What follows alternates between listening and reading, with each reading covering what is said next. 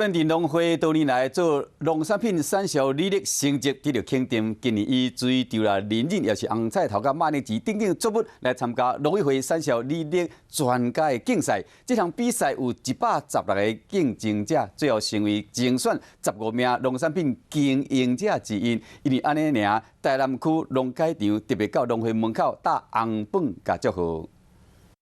台南农会今年以稻仔、金针和马铃薯作物来参加行政院农委会产销履历的比赛，为116个竞争者内底，将做精选15个农产品经营者。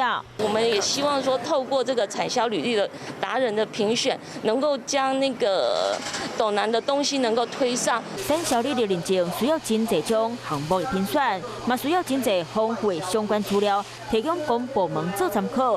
伫咧品质的监督，会让公司 真严格。产销履历我们早就已经建立了啦让消费者能够安心的使用，让大家更了解说我们的田间的管理产销履历的认证，嘛代表对岛南农产的食品安全是一个大肯定。嘛期待岛南别的农产品后摆买当摕到相关认证来行销全台湾。 嗨，我是庄宇杰。想要看到更多的新闻内容吗？赶快订阅华视新闻的 YouTube 频道，并且开启小铃铛，跟着宇杰一起看新闻吧。